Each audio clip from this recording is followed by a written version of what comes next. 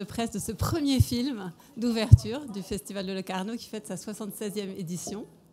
Mon nom est Mathilde Enrault et c'est un très très très grand honneur et un grand plaisir de présenter l'équipe du film que nous présentons ce soir sur la Piazza Grande, L'Étoile filante, de Dominique Abel et Fiona Gordon, qui en sont aussi les acteurs.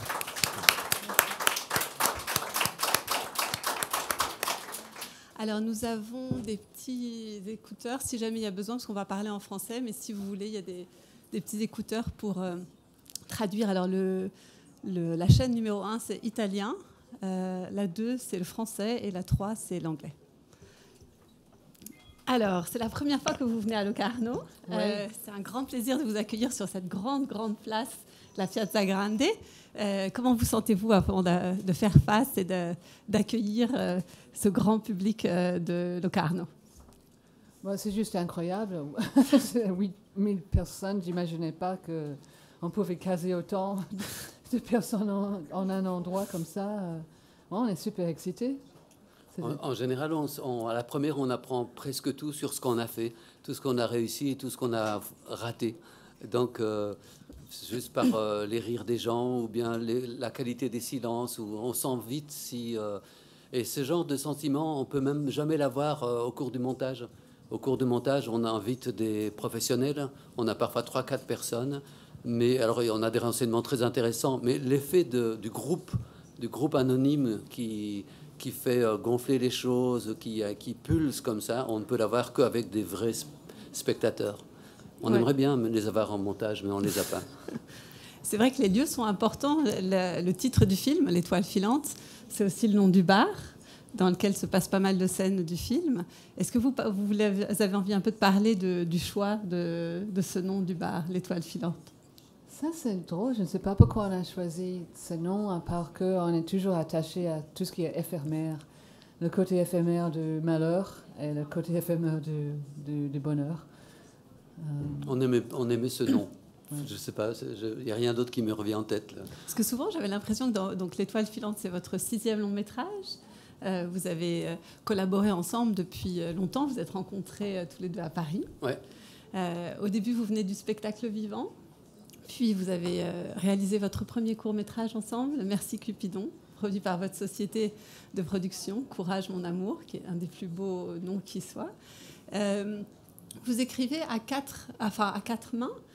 Vous avez aussi, pendant longtemps, collaboré avec Bruno Romy, qui est là-bas. réalisateur de vos 3 premiers longs métrages. Comment ça se passe au fil du temps, le fait de travailler ensemble, d'écrire ensemble et de penser ensemble un film, un scénario, mais aussi un espace, parce que beaucoup de scènes sont des gags visuels. Peut-être pour nous, c'est plus facile de faire toutes les étapes de fabrication d'un film. C'est plus facile d'être en collectif. On se stimule, on s'aide. On n'est pas trop. Enfin, il y a toujours des moments où on est complètement perdu dans l'écriture. Si on est à 2 ou à 3, ça aide. Et je pense que l'écriture cinématographique, c'est peut-être un peu plus difficile d'être collectif, parce que quand on écrit une histoire, chacun a dans sa tête quelque chose qui n'a que lui dans sa tête. Et donc là, il pourrait y avoir des chemins différents et on ne comprend pas pourquoi il ne veut pas que je prenne mon chemin et tout ça. Dès qu'on passe aux autres étapes, qui sont les étapes de fabrication et de répétition, c'est beaucoup plus facile d'être collectif, parce que ça fait un petit public. Et ensemble, si c'est bon, c'est plus pratique. Si c'est bon, on rit et puis on ne doit plus en parler. Tandis qu'à l'étape d'écriture, il faut quand même parler. Mais moi, je trouve ça plus facile. Et puis, je me souviens toujours d'un article de Godard dans Libé où il avait appelé ça les multiples de 2. Il parlait des frères, de tous les frères qui font des films. Et puis, il disait même, moi, j'ai ma femme qui m'aident. Enfin, il y a des réalisatrices, ils ont des copains, je sais pas, il y a des muses, il y a des... Et en fait, il dit qu'il y a toujours quelqu'un derrière, quelqu'un d'inconnu derrière le film qui a proposé des idées très intéressantes. J'aimais bien cette approche-là, parce que c'est vrai que c'est collectif. Et pour terminer, juste, même jusqu'à la fabrication, c'est-à-dire Pascal, elle est là, elle a fait l'image. Dès qu'on peut, on l'imbrique dans la création, on essaye des choses ensemble, et encore l'écriture évolue, parce que notre écriture, elle est très physique, elle est visuelle. Donc c'est collectif. On n'est pas des cérébraux, nous. C'est pas pour rien qu'on était clown au théâtre. Et notre approche est physique. Même quand on parle, c'est physique aussi, parce qu'il y a la voix aussi, ça fait partie du physique. Et donc, toutes nos idées fleurissent en fait vraiment en les essayant. Souvent, quand on écrit, il y a beaucoup plus de texte qui part petit à petit, parce qu'on trouve...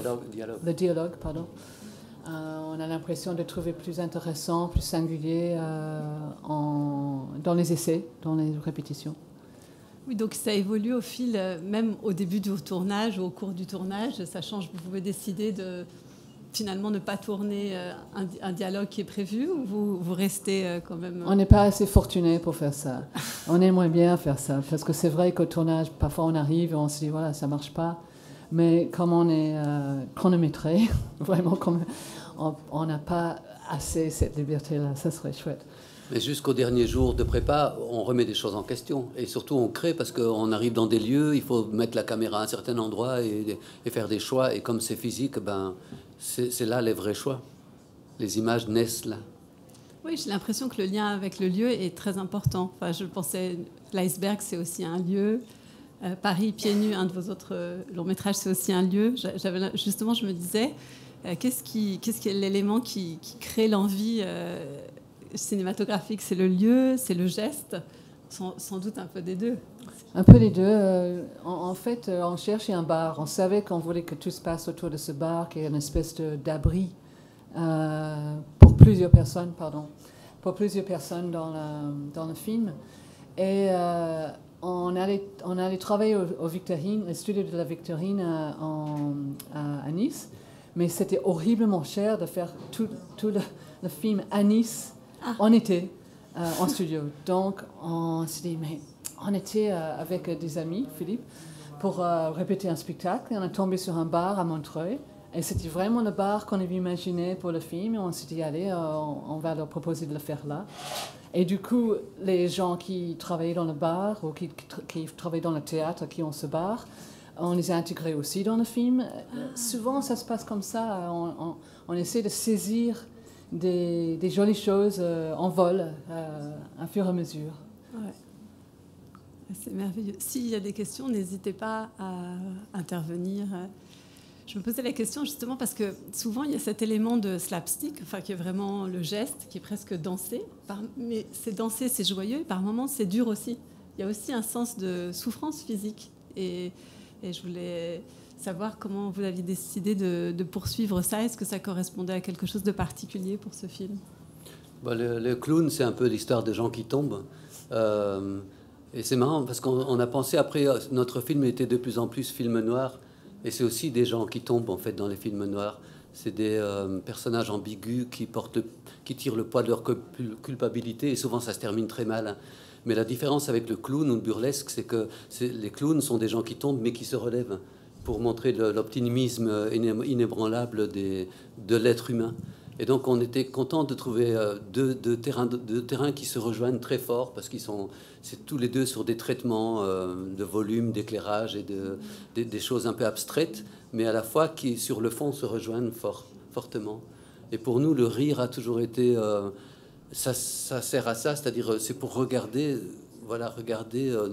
comme on est démuni, comme on est souvent humilié, que nos problèmes, c'est là souvent que le rire arrive, et il n'est pas là pour se moquer des problèmes, mais il est là pour les revivre, les mettre à distance et pouvoir surmonter ça et passer à autre chose.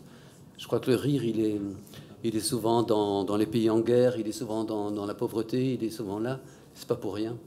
Oui, c'est vrai, parce qu'à la fois le côté très désespéré de certains des personnages, notamment au début, avec cette image de petite Fiona qu'on sait est morte, et à la fois on a les destins particuliers, et à la fois on sent qu'il y a toute la conscience collective liée aux manifestations, à l'angoisse du futur. Et j'avais l'impression que ça, c'était peut-être... Je me demandais si ça correspondait peut-être aussi à une évolution de votre cinéma, ou peut-être j'avais l'impression que c'était la première fois que c'était vraiment plus à ce niveau, plus universel. Bon, en général, on pense pas trop au contexte actuel. Mais cette histoire, on l'a écrite il y a très très longtemps. Ouais. Et on n'était jamais content vraiment avec l'histoire. Et en pensant à aujourd'hui et le turmoil dans lequel on vit, on a vu une grande histoire et puis une petite histoire à l'intérieur qui on trouvait que se complémentait très bien. Et donc on a gardé ce côté manif, ex-activiste en cachette. C'est des idées qui sont venues après. Au début, c'était plus on ne savait pas si c'était un malfrat ou quelqu'un qui a commis quelque chose. Et puis un peu à la fois... parce que c'est des périodes qui nous ont marqué. Dans les années 80, il y avait les années de plomb. Ouais. C'était un peu les gens de gauche qui prenaient des armes pour se défendre contre l'arrivée du libéralisme pur et dur. Et ils ont été jusqu'à poser des bombes. Et alors on trouvait ça plus intéressant humainement de prendre un personnage comme ça qui s'est fourvoyé, qui a perdu son idéal en voulant défendre une bonne cause, que de partir d'un mafieux ou d'un gars d'extrême droite, parce que là c'est plus facile, quoi. Là voilà, c'est ça qui c'est venu dans l'écriture progressivement. C'est pour ça ce scénario depuis les années 80, fin des années 80, on l'avait, et il était dans un tiroir, et chaque fois on le ressortait, même avec Bruno, on se disait mais il manquait cette profondeur à la fois en prise avec la crise sociétaire actuelle, et il manquait la dimension, la petite histoire du couple séparé par la mort d'un enfant. Parce que quand on l'a écrit, on était jeunes, et c'était une histoire de deux jeunes amoureux, et maintenant c'est une histoire de deux vieux cabossés qui ont vécu des choses. C'est tout aussi touchant. Moi, je me demandais aussi, quelle est la partie, comment se fait la collaboration avec tout ce qui est décor, accessoires, parce que c'est une place très très importante aussi dans votre cinéma, notamment je pense au bras de Bruno, entre autres, et aussi d'autres choses. C'est quelque chose que vous pensez vous collaborez récemment avec quelqu'un qui fabrique pour vous? Comment ça se passe? Parce qu'il y a certaines scènes, on a l'impression que vous êtes carrément monté sur ressort, que c'est presque pas humain de pouvoir revenir. Dès qu'on a l'aide des personnes qui vont participer au film, on dit bienvenue et leur créativité est bienvenue. On est un vrai collectif et tout le monde contribue. On demande juste que les gens essaient des choses et qu'ils n'ont pas peur de faire une connerie et de faire mal des choses, et que petit à petit ça devient une œuvre d'art. Mais c'est vrai que c'est là qu'on met notre style, c'est dans les couleurs, dans le choix des costumes, dans les formes et dans les objets. Comme souvent les burlesques, ou comme souvent les gens sur scène. Quand on tournait, ici il y a plein de gens qui tournent, qui travaillent avec nous. On n'a qu'une camionnette pour transporter, donc chaque objet, il est choisi. Et il y a une espèce d'épure qui est nécessaire. Et une transposition aussi, on fait semblant. Les acteurs de théâtre, c'est une relation forte avec le monde de l'enfance, parce qu'on n'a pas accès au réel. On ne peut pas dire je suis dans un bois, on peut dire juste une petite branche et ça symbolise le bois. Mais je ne serai jamais dans une vraie voiture au théâtre. Et donc voilà, cette espèce de jeu sur la transposition, comme des enfants, on voulait l'amener au cinéma. On voulait le préserver. Comme les pionniers du cinéma l'ont fait dans le burlesque, ils avaient cette qualité-là poétique. Et on n'essaye jamais de... Parfois, il y a des réalisateurs qui disent « j'essaye qu'on oublie la caméra, j'essaye qu'on y croit complètement ». Et nous, on respecte ça, mais c'est pas du tout notre style. On est dans la transposition, on sait que les spectateurs, on sait que c'est faux, et on sait que les spectateurs savent que c'est faux, et on espère que les spectateurs savent qu'on sait que c'est faux. Et justement, vous avez parlé pas mal du burlesque. Est-ce qu'il y a, par exemple, un film ou un réalisateur, on pense bien sûr à Keaton, mais pas que, on pense à d'autres réalisateurs du burlesque, qui vous a particulièrement donné envie de passer justement du spectacle vivant au spectacle filmé au cinéma? Il y en a plein, mais on parlait de Suleiman l'autre jour.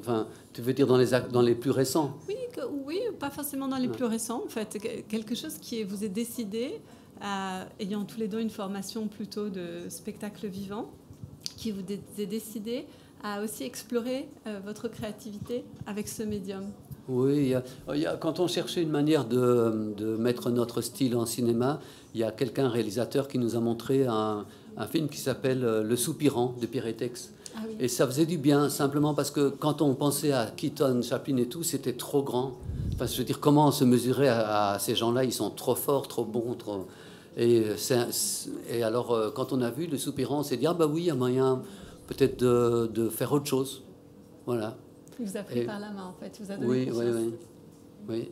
Et puis après, on a vu des films qui sont simplement des films d'auteurs qui nous ont parlé, comme on parlait de Slobodan Sijan qui a fait Qui chante là-bas. Ouais. C'est un film un peu aussi avec très choral, avec 4-5 acteurs, avec des personnages très typés, tous dans un bus en Serbie, avec les chanteurs, avec les musiciens qui sont live. C'était des formes qui sont vraiment, qui nous parlaient, qui nous donnaient envie de faire du cinéma. Parce que la musique est importante aussi dans ce film. Oui. C'est la première fois, enfin, c'est la deuxième fois qu'on travaille avec un compositeur, mais c'est la première fois depuis très très longtemps. On a toujours eu peur parce qu'on a peur en fait qu'on n'aime pas. Et donc, on a peur de dire à la personne, mettre une musique qu'on n'aime pas dans le film, ça c'est... Ou bien dire à la personne, mais on n'aime pas. Là, on aime tellement Rosemary et Dom Lanina qu'on a fait confiance et tout ça. C'est Birds on a Wire, leur groupe. On adore. Et cette fois-ci, ça collait bien. Leur style à elles deux collait bien. Et ça se parlait, c'était évident. Et on n'a pas l'habitude de travailler avec des musiciens. Et elles n'ont pas l'habitude de travailler avec des cinéastes. Et donc ça tombait bien. On n'a pas trop parlé. Elles sont très créatives. Elles ont proposé beaucoup de choses avant. Ouais. Il y a des musiques qu'on avait au tournage déjà. Et avant au tournage, oui. Ah, donc vous avez déjà calé certaines musiques sur certaines scènes. Oui. C'est-à-dire qu'on a, pas spécialement calé, mais en tout cas, on a travaillé avec. Une idée, ouais. La scène où je m'endors, par exemple, sur la musique que Tim met dans la voiture, ce genre de choses, on les avait au tournage. Et puis, on n'a pas parlé des acteurs, mais c'est très choral. Hein. C'est-à-dire que les acteurs, comment on dit, involved, engagés. Ils s'engagent. On n'a pas trop parlé anglais aujourd'hui. En amont, hein, on trouve pas ce genre de jeu le matin même, quoi. Donc, on a répété, on a fait des danses, je pense que toute l'équipe, je trouvais dans ce film-ci, était assez excitée par cette idée de faire un polar. Il faut faire un film noir avec du burlesque, amener le clownesque dans quelque chose d'aussi noir que le film noir. Ça a excité un peu tout le monde et je pense que ça s'est senti. Bon, on va voir après si... Ce que ça donne, on n'a pas encore vu. Avec c'est clair. Moi, je m'étais dit, j'ai tellement ri, je me demandais qu'est-ce que vous aviez avec les pyjamas. Parce que j'ai pensé à la première scène d'Iceberg aussi. On est vulnérable dans un pyjama. Comme la nudité aussi, on est fragile. Mais c'est pas réfléchi. Intuitivement, on va vers les pyjamas. Je disais, c'est amusant, c'est quelque chose aussi qui se développe et qui est intéressant de voir au fil des années. Normalement, on a des tricots aussi, mais là, on a raté notre coup, il n'y a pas de tricots. Est-ce qu'il y a des questions pour Fiona et Dom? Prenez votre temps. Poser votre question. J'aimais beaucoup votre habilité d'entrer dans les voitures. Merci. Yeah, so, dans les voitures, so it's like a good jumper. Bon, ça, on aurait aimé faire un numéro de 10 minutes avec cette idée-là. Et c'est là où on aurait aimé pouvoir faire des choses au tournage parce qu'on n'avait jamais essayé avant. Mm-hmm. Et on s'est dit, oui, ça c'est un numéro qu'on doit créer, c'est pas faire une fois comme ça. Mais donc, on n'avait pas le temps, donc ça restait simple. I think it was sort of difficile, especially because you have your hat very tall. OK, merci. Skinny.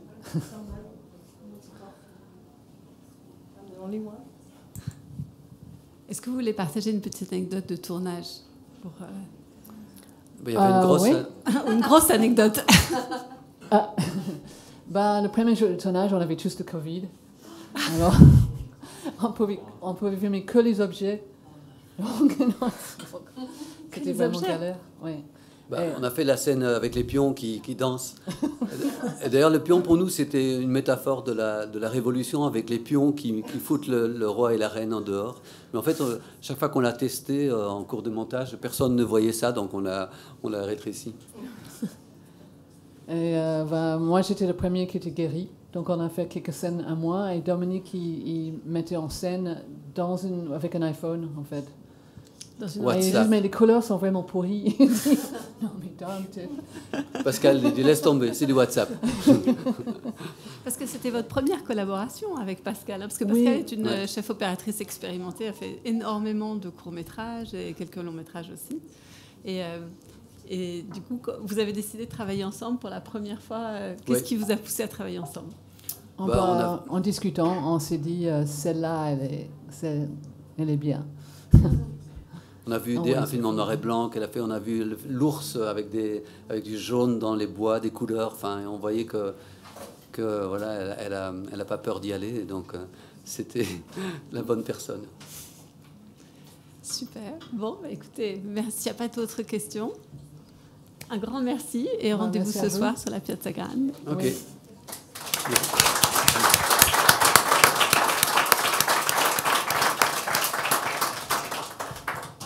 Et voilà. Et voilà.